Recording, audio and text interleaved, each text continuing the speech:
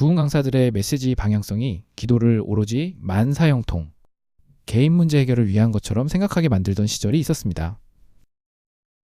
그 당시에는 그런 메시지가 대중들의 환호를 받았었습니다. 그러던 중 영적으로 깨어있는 소수의 메신저들로부터 하나님의 메시지가 전달되기 시작했습니다. 기도는 그런 것이 아닙니다. 주의 나라와 주의 의를 위해서만 기도하면 그 모든 것들은 주님께서 더해 주실 것입니다. 우리는 국내외 역사 속에서 종교가 권력과 연합할 때 얼마나 타락할 수 있는지를 보아왔습니다. 이는 하나님을 믿는 사람들 또한 예외일 수 없음을 역사가 증명하고 있습니다. 절대다수가 되었다는 것은 이미 한쪽으로 치우쳤음을 시사하는, 즉 밸런스의 붕괴를 의미하는지도 모릅니다. 그렇게 되면 기득권이라는 것이 생기고 그것을 가진 자들이 반대편에 선 소수를 핍박하는 현상이 발생하곤 합니다. 한강의 기적과 부흥 메시지. 처음 기도로 삶의 문제를 해결할 수 있다는 메시지가 퍼져나가기 시작했을 때 그 메시지 역시 소수의 목소리에 불과했습니다. 주님께서는 우리의 영혼이 잘됨 같이 범사가 형통할 수 있도록 인도해 주십니다. 그 메시지 역시 처음엔 소수의 목소리였고 그래서인지 핍박도 받았습니다. 그러나 그 목소리는 점차 커지기 시작했고 마침내 홍수로 범람한 강같이 되어 시대를 집어삼키는 강력한 물줄기가 되었습니다. 우연처럼 동시에 한국의 경제성장도 찾아왔습니다. 세계인들이 말하는 한강의 기적, 최단기간 막대한 성과를 이룩한, 그래서 찬란한 경제성장이라는 미사여구를 사용해도 조금도 과하다 하지 못할 대한민국의 경제성장과 전례를 찾아볼 수 없는 기독교 신앙의 부흥은 그렇게 때를 같이 합니다. 그러나 언젠가부터 여기서도 부작용이 나타나기 시작했습니다. 영양과잉으로 발생하는 다양한 성인질환처럼 문제도 해결해 주시는 하나님을 문제만 해결해 주시는 하나님으로 전하는 자들이 나타나기 시작합니다. 해마다 실시되던 말씀 사경회가 부흥사들이 인도하는 부흥회로 대체되었고 그 중에는 성도들에게 반말이나 욕설까지 일삼는 강사들도 있었습니다. 심지어 성도들에게 헌금을 얼마나 잘 뜯어내는가를 통해 부흥 강사료가 책정될 정도가 되었고 이 사건들의 만행이 인터넷도 없던 시절에 여기저기 알려질 정도가 되었습니다. 강사님, 저희가 교회 건축 때문에 어려움이 많습니다. 이번 부흥회 잘 좀 부탁드립니다. 걱정 마십시오. 목사님, 얼마나 원하십니까? 몽땅 서운하게 만들어서 매달 꼼짝없이 헌금하게 만들어 드리겠습니다. 이런 대화를 옆에서 들은 사람이 한둘이 아니었던 것입니다. 이 같은 대화가 이단 사이비가 아닌 정상적인 몇몇 교회에서도 오고 갔다는 사실은 당시 많은 교인들을 충격에 빠뜨렸습니다. 이렇게 기복신앙으로 치우쳐버린 시대적 상황에서 주의 나라와 주의 의를 위해서만 기도하라는 말씀을 전하는 부흥 강사는 비주류였을지 모릅니다. 당시 그것은 대중들이 찾는, 즉 돈이 되는 메시지가 아니었기에 강사료를 수입으로 하는 부흥사들에게는 소외될 수밖에 없었을지도 모릅니다. 그러나 언젠가부터 그 보잘것없어 보이는 소수의 목소리가 점점 세상에 퍼져나가기 시작합니다. 그리고 마침내 다시 또 세상을 덮는 큰 강물이 되었습니다. 교회는 다시 말씀 중심으로 가기를 부르짖게 되었고 지구촌 곳곳에 선교사들을 파송하는 거룩함을 회복하게 되었습니다.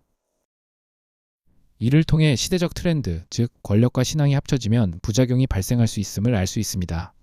그렇게 밸런스가 무너지면 하나님께서 새로운 메신저를 보내십니다. 그것은 언제나 대세의 역행함으로 비주류일 수밖에 없습니다. 비판도 받고 욕도 먹습니다. 하지만 그럼에도 불구하고 언제나 이기는 것은 대세에 역행하는 하나님 편에 선 비주류였습니다. 이제 한국교회 내에서는 기도를 삶의 문제 해결을 위한 도구로 사용해도 좋다는 메시지를 마음 놓고 전할 수 없을 정도가 되었습니다. 기도하면, 예수 믿으면 복 받는다는 말을 공식적인 자리에서 한다면 비판과 정죄를 받을 각오를 해야만 합니다. 반면 주의 나라를 위해서만 기도하라고 메시지를 전한다면 무난하게 중간은 갑니다.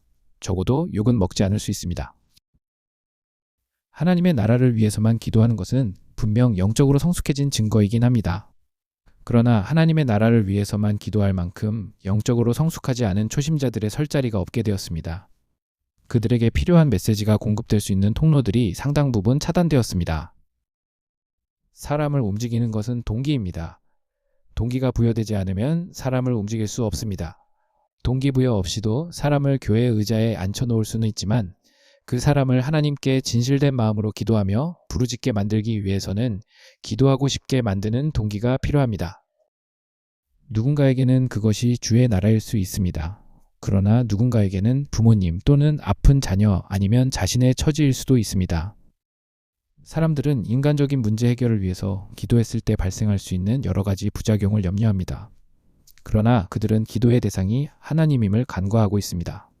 예수 그리스도의 이름으로 기도했는데 나쁜 결과가 올 수 없습니다.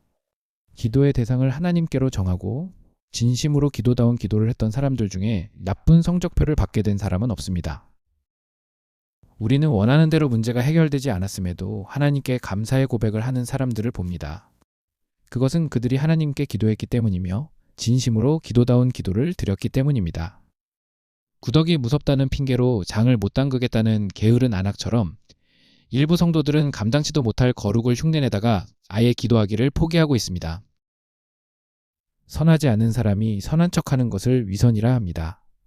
입으로는 주의 나라를 위해서만 기도하라고 말하면서 실제로는 주님의 나라를 위해서도 자신의 문제 해결을 위해서도 기도하지 않는 그들의 위선은 그렇게 자신과 타인의 기도를 방해하고 있습니다. 어떤 평신도들은 설교를 할 수 있을 정도로 해박한 성경 지식을 가지고 있습니다. 그러나 해박한 성경 지식만으로 삶에 하나님의 능력이 나타나진 않습니다. 성경의 시대적 상황까지 줄줄 암기하지만 할 거 안 할 거 다 하고 다니며 본인들의 연약한 영성을 조금도 발전시키지 못합니다. 미워하고 시기하며 우울해합니다. 많은 기독교인들이 정신적 나약함의 대명사격인 우울 증상을 겪고 있습니다. 말씀이 능력인데 어째서 그토록 말씀을 많이 알고 있는 성도들의 삶에 능력이 나타나지 않는 것일까요? 말씀이 능력이기 위해서는 그 말씀이 지식으로만 머무르는 것이 아니라 영혼에 스며들게 만드는 화학작용이 필요합니다. 그 촉매 역할을 하는 것이 기도임을 사람들은 간과하고 있습니다. 운동이 필요한데 운동을 하지 않으려는 사람에게 필요한 것은 어떤 종목이든 상관없으니 일단 운동을 하게 만드는 것입니다. 넌 무슨 운동을 좋아하니? 농구요? 그래. 그럼 일단 농구부터 시작해보자. 기도가 필요한데 기도하지 않는 성도에게 필요한 것 역시 일단 기도입니다. 일단 하나님께 기도하면 우리가 생각지 못했던 일들이 일어나기 시작합니다. 그토록 하기 싫던 모든 삶의 과제들이 할만하다 느껴지고 나중에는 즐겁고 보람까지 느낄 정도가 됩니다. 그러면 성실한 사람이라는 사람들의 호평이 따라옵니다. 강한 사람을 측정하는 척도는 더 이상 물리적인 힘이 아닙니다. 정신력이 강한 사람이 주도권을 잡는 세상이 도래했습니다. 정신력이 약한 사람은 본인 삶의 주도권조차 잡지 못하고 이리저리 끌려다니기만 합니다.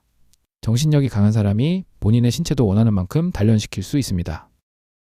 사람의 정신력을 강하게 만드는 가장 최선의 방법은 일단 기도입니다. 기도 많이 한 사람은 티가 나기 마련입니다. 타인과 세상에 넘어가 있던 내 삶의 주도권이 본인에게 넘어오는 것을 느낄 수 있습니다. 심드렁하던 선교가 나와는 전혀 상관없게 느껴지던 하나님의 일이 점점 남의 일 같지가 않게 느껴집니다. 어느새 죽어가는 영혼들을 위해 기도하고 있는 나 자신을 발견하게 됩니다.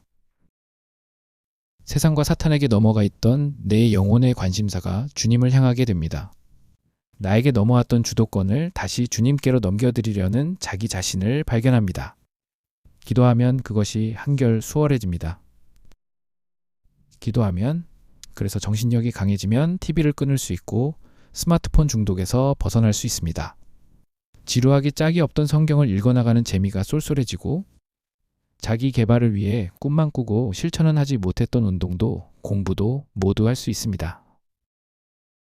그렇게 주님의 뜻이 곧 나의 뜻이 되고 내가 진정으로 바라는 것이 어느새 주님의 뜻과 다르지 않게 되었음도 발견하게 됩니다.